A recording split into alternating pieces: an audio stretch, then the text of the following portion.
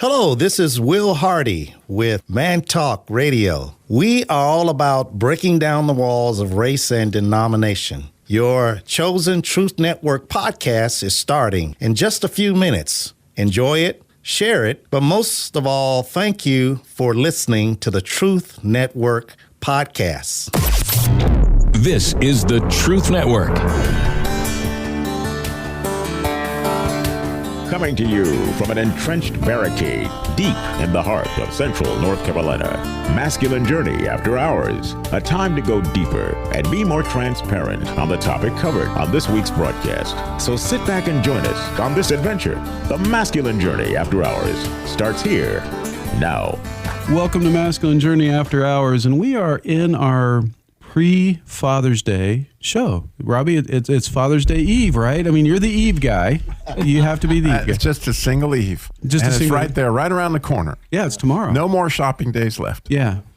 No ties. Don't go get a tie. Yeah, no screwdrivers. I mean, come on. Let's be a little bit more creative than that. But isn't a holiday that does not sell any gifts? Yeah. If you listen to the first show, I played a comedian, and he goes on to talk about that there are no stores except for the dollar store that has Father's Day sales. I heard a good batch of Divinity is good for Father's Day. I heard Divinity is good. I think everybody's going to get it for Jim. Yeah, Jim. In celebration of his Divinity I am graduation. the most divine one. As far as you know. Yeah, that's true. Well, we are talking about fathers. We're talking about earthly fathers. Last week, our topic was on our Heavenly Father. So if you want to know what we said about that, go back and listen to the shows from last week. But this week, we're continuing in the after hours talking about our earthly fathers and the impact that they made on us. And so, Andy, you actually have the first clip of this after hours segment. Is there some kind of word for that or something? Or? You're first. There is a connection. We've got me, Divine, and you, Andy. And talk about people that shouldn't have been in show business. I have no idea. Yeah, I didn't get that. Harold did. Give him a mic. Roy Rogers. Okay. Oh, we're going way back. Okay. I still don't get it, but okay, we're good. So I'm going to Divine. All right, I'll look it up.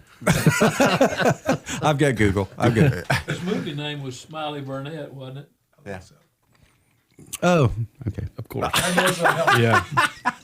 I've probably seen a picture somewhere. Andy, do you even know where we're at right now? No, we're not. It went lost, man. Well, Andy, we're back to your clip, so we could go ahead and set that up if you want. That would be divine. We would do that, yeah. So last week I wasn't able to be here, and everybody knows I love talking about being fathered by God and my relationship with the Father. Well, you should have been here last week. Well, I should have. Sorry, God. The air is human. That's right. Not divine, right? But I want to kind of combine it. This clip does a really good job of kind of pairing the two together, of the relationship between a good earthly father and obviously our great heavenly Father. This is from, I don't know if you've heard, but it's I Am Second is a ministry out there that kind of gets testimonies from famous people and really speaks into my life whenever I hear these testimonies. And this is from Jonathan Cain, who's a keyboard player for Journey. Always loved Journey. And this kept coming up in my Facebook feed. And finally I was like, I'm going to listen to the whole thing. And when I did, I was like, man, this is really good stuff. And it was before we really got into the Father's Day stuff, but it was right on the Father. And you'll hear that. But he's basically, he gives his testimony. Go out there and listen to the whole 5-minute clip. This is 2 minutes of it, but he talks about how his father's influence led him into, he didn't really serve God the whole time, but at a young age, his father had that impact on him. Was kind of the back, the encouragement and the inspiration for Don't Stop Believing, and then some other songs. You'll hear all that. I'll talk about it when we get back, but it's just the relationship that you see of how his earthly father spoke into his life and it affected his relationship with his heavenly Father. Of course, Journey came. But if I back up and mention the fact my father was the one that gave me the advice, don't stop believing. My dog got hit by a car. It was tragic. And I needed money to pay for the vet bill, and I had to call him, and I hated asking him for money. But I said, Dad, I just wonder, should I give up on this music dream and come home to Chicago and forget about it. And there was a silence for a minute, and then he said, John, this is your vision. No, you're not coming home. Stay the course. Don't stop believing. And I wrote it down in this little lyric book that I had when I was writing lyrics. And it wasn't until 5 years later, Steve Perry looked at me and said, you got another song? And I said, well, let me look in my book. And sure enough, there's what Dad had said. Thank you, Dad. Years later, when my father passed, I was devastated. I didn't think I would be able to carry on. I always wrote for him, I thought. I said, everything I did, every note I play, I can trace back to my father. And then God, his voice came to me. I sat as I was weeping on the piano, said, no, John, it's been me. It's me, John. It's always been me, through him. But I am the source. I am where it comes from, John. You've pleased me. And I went, oh, man, how did I miss that, you know? So you were the guy in the room when I wrote Faithfully. Yeah, I'm forever yours, Lord, faithfully. Oh, God, you stand by me, I'm forever yours, faithfully. All those songs, Lord, yes, it opened my eyes to, like, the transcendence of a father reaching down to his son, you know, through his natural father. There is this heavenly father, this voice that came to me, and now I know where it all comes from. And he's a good God. My name is Jonathan Cain, and I am second. So it just really spoke to me. I've told a story on the radio show just of how when I really began to seek after God, and I think it was all an imitation process, how I went on the trip to Yosemite. He did 3 distinct kind of natural things that really showed his love towards me and made an impact on my life. And then he reminded me back about how when my dad left my life, he knew he had to leave the state, and how he had taken me on this great vacation, he knowing that he wouldn't see me in a long time. I'm really unaware. I think he'll be back after he gets done with this job or whatever. And it was 3 places he took me, and God linked those, and it was like kind of his story, and the fact that, you know, you think that you connected with your father, your earthly father, but there was a God back there behind all that, orchestrating that. And I think it brought God great joy to be able to say, you thought your dad really did something for your heart, but look what I can do for your heart. And I've never been the same. And, you know, it's just, it's a message about really why we were created, is to have that father-son relationship with our Heavenly Father. But to speak more about my earthly father, he was that guy that said, don't stop believing. I remember I went to college, was just working, trying to make money and all, and I told Dad about going and seeing the football team out there, and he knew I played and knew I loved it. Dad, son, you ought to drop what you're doing and just go play. Dad's situation calls for me to work. I can't really do that. But he had that kind of belief. The only game we won in my high school career was whenever he came in from out of state to my homecoming game, and we won that one game. So he was there. He had that presence. He wasn't a perfect man, and there was a lot of times that I looked at him as pretty hard and not very spiritual. But then I began to recently, in this last few years, I began to have more an appreciation. And our family comes from a line of preachers.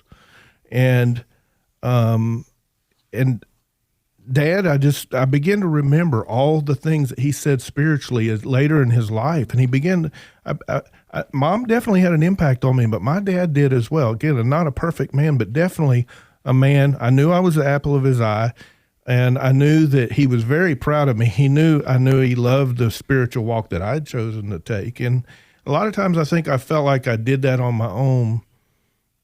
And it was always God doing it, but I think he had more of an impact on me than I actually thought. Another thing is just this thing I've really kind of gone after my ancestors, and I began to realize his spiritual walk about this time of his life and his desire to understand his family and that kind of thing, all has happened to me. Kind of, I didn't go after it to match up what he did. It just kind of happened, and I'm looked back at it, and I'm like, man, this is really cool.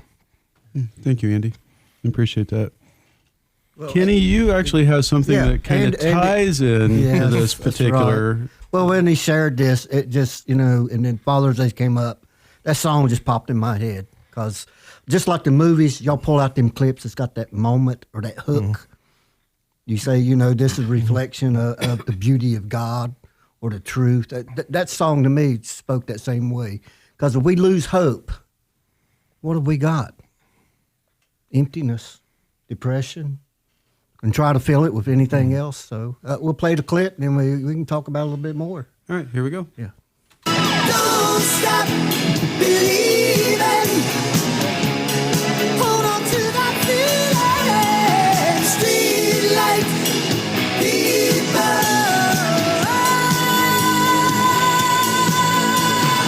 Don't stop believing. Hold on. Street lights, people. Well, to me, that the hook was "Don't stop believing," because like I just mentioned, if we lose our faith, what do you fall back onto? Trouble, brokenness, and that's what it brings without God, and and without the Heavenly Father. That's the reason the family is so much under attack, and attacking even masculinity in itself. What is a man? What is a woman? It's what God created, and Satan's always trying to make a mockery. Because I think that's what a lot of people are doing. He mentioned that in that one of the takes we did earlier. Yeah, Robbie, I see something clicking over there. Okay. No, I was just curious about your dad. Yeah, so I was going to ask about your dad's impact. That's because he kept pouring into me. Don't lean on your own understanding. In all your ways, acknowledge Him. And He'll direct the path of your life. And he was a musician. Don't stop believing. Yeah. And but I related to that because of a music director. Yeah. Us playing our part, and God calls us out. When to bring it up, when to bring it back, when to sit down and let other people carry it. And that's what I love about this brotherhood here. We call it the Band of Brothers, and all. And I want to tell everybody, if I give me a minute, I'm at Carolina Bible Camp with my granddaughter. That's where I met these guys because I knew the camp, and I'd heard you guys on the radio a little bit. And God said, go check them out. It seemed like I heard about a little bit of shenanigans when I got down there, but it was a really good group of guys, and you go after hearts. And you want to get that heart, not for you, but for God. Because you see that orphan spirit that God helped heal us from. And I recommend that it's coming up. And I appreciate you guys opening up next week. I talked to one of the pastors. He's out down there working with us, and he's excited about next week meeting you guys because he's great. Yeah, he's working on a itinerary how to train our young men. And I said these guys will be able to help you a whole lot. It'll be good. Yes. When I look around the room, not many of us hit that young. The young category. Chuck's the closest. But no, the sage part. Y'all that's true. Passing that wisdom on. Say, hey, learn from our mistakes. Oh, we really enough listen. of those. Yeah. Well, we all do. We all do. And how to handle the mistakes. That's right. the important part too, because we're all broken. And how not to handle them. Yeah. That's right too. So your dad was a musician. Yes. Musician, not a musician. Yeah. Okay, Or magician. He's Okay. not a magician either. Hey, a little southern slang. And was he a professional musician? He could have been, but he chose not to because he told me the lifestyle and being away from us. He chose to work. He work a factory job, support us, and be home with his family. So he really set the example for me and how important family and church was above the opportunity he had. Because he could have been professional. He could have been, but he chose no. So he taught you how to play? Kinda. I hung around. I was around it so much growing up. But, it was bluegrass, gospel, that type of thing. And, I got to rock and roll hard. I'm sorry. Yeah. But, I appreciate it. I played some of that with him. I didn't notice. Did y'all? No. I've not seen a theme there anywhere. Well, you'll see more of it. Yeah, that's what I I'll make figured. sure I bring it. Yeah, I figured we're going to have a few more of those coming up. Yes. Well, thank you. The next clip actually is one that we've played many times in different contexts, but I couldn't get away from this clip for this topic. For me, growing up, My dad, I was not expected. My dad was 49 when I was born. I was not planned. I kind of came along. A lot more to that story I won't get into on the air, but I should not have been born from the standpoint from a worldly thing. Should not have been able to be born, but God had different plans. And so, thank goodness. I came along and my dad had been born in 1914. I was born in 63. And so a lot of life differences. We didn't have a lot in common. My dad was not a Christian when I was growing up. He did become one before he passed away. So we just didn't have a lot in common. And so that led to a lot of misunderstandings. It led to a lot of good fodder for the enemy to attack my heart. Yes. Right. And so in this clip, and I'll come back and I'll talk about it more, but this is from Everybody Loves Raymond. It's one that we've used in the past where it's a horse track. Their wives think that they're out getting counseling, but they're at the horse track betting. And so they have to come up with their reason why that, what their breakthrough was for the week. And so as they're talking through trying to figure out what they're going to tell the women when they get back, the dad opens up and shares some of his story that the boys never knew. And so we're going to listen to that. Frank, Sharon, the boys share their perspective on it, and then we'll talk about it when we come back. My dad used to tell me horrible stories about how his father used to hit him when he wasn't hitting me. Grandpa Joe hit you? Sure, I got hit every day. Wow, Dad. I didn't know that it was like that for you. It was like that for everybody. That's just the way it was. So your dad's dad hit him, he hit you, and you never really hit us. I couldn't. I don't know. I was always weaker than him.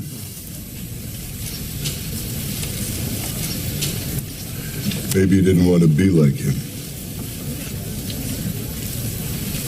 I didn't. So where that comes from and why I use that clip, when I was thinking about my dad's impact on my life, I could say, well, he gave me a lot of good advice. Never throw the first punch in a fight. So I did everything I could except throw the punch to get a fight started. You work your way around it. Never hit a female. Lots of dadly advice, and it was sound stuff. And I did internalize that and believe it and live from that. It was good advice. I'd also say that, he had a great quick wit, and so I got to see that a lot. And I think that that's where some of you guys would disagree. What I call my sense of humor comes from. But, that's from him. And so, I definitely had some things, but I was really struggling.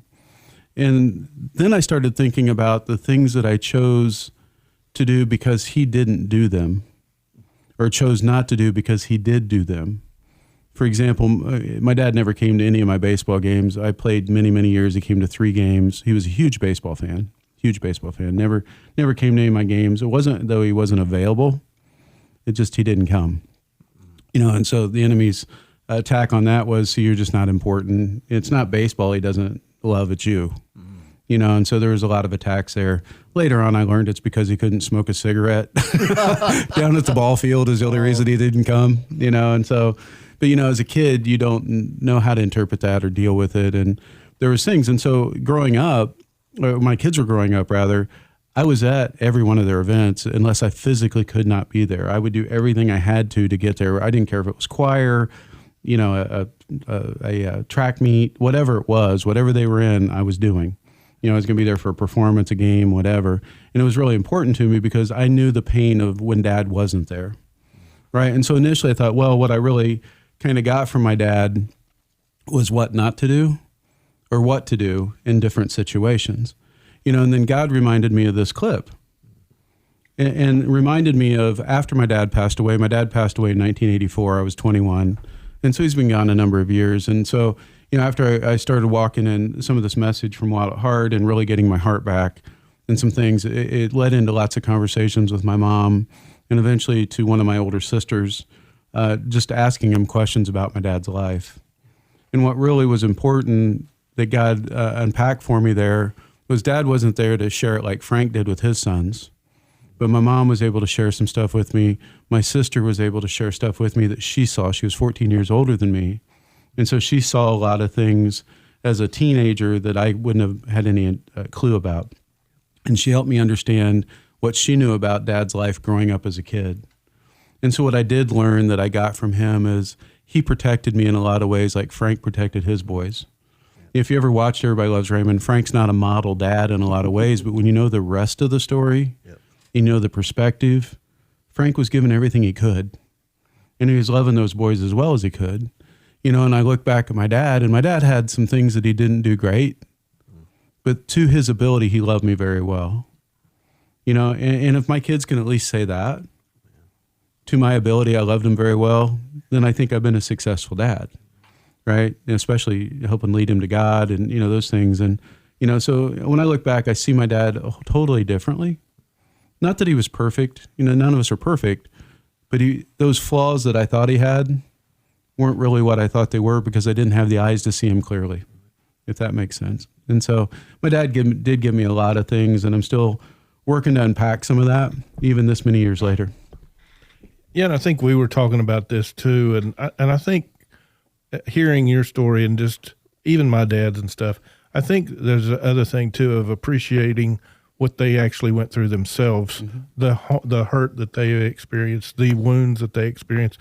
My dad his dad ended up committing suicide, but his dad wasn't involved in his life, you know, at a young age for all the way through his life. He never really knew a father other than a rough grandfather. So anyway, just another perspective on just what people bring, and hurt people, I guess. Oh yeah. If you would have asked me, I would have said, you know, my dad was a pretty hard man, you know, as far as the way he approached things. Well, learning stories about my grandfather before he became a Christian was an extremely hard man, you know, and looking at my dad, there was no comparison. You know, it was Frank and his dad, you know, from the clip, it was a world of difference, you know, and having that perspective changes everything. You know, you can see things differently. How often did you beat your children, Sam? As they needed it. I was sort of abused that your father, I mean, I was raised, you never hit a girl. Yeah. And the worst beating I got in high school, or actually in my life, was a girl in a semi-ride at school that I finally had to run away. She scratched me half to death. Oh, yeah. I had the same thing in 6th grade. I won't mention the lady's name because I'm still friends with her on Facebook and I don't want her to know it was her. But she was beating the snot out of me and I couldn't hit her back, you know, because my dad said you don't hit a girl, you know. At some point I just had to get up and leave, you know, because she just kept wailing on me. I'm sure I said something. Go figure. That could happen. But now we switch over to Harold. Harold, would you like to tell us a little bit about you know, your impact your dad had on your life? Yeah, there was a lot of negative for most of my life that I look back. Then I began to look back and I could see some of the positives. My dad worked with the gas company there in Alabama, putting in pipeline, operating a ditching machine, and if it was 102 outside, he was there. If it was below zero, he was there. And he hated the cold. And one of the things he said to me very frequently, looking back on it, was, "Son, get yourself an education so you don't have to work like I do." He wasn't telling me, you know, that he was going to fund me getting an education. He was leaving it up to me, you know. It was so he was encouraging me to seek a different way of earning a living, but he was also pointing out that it was up to me to do it, and I did. And education became a very important thing to me.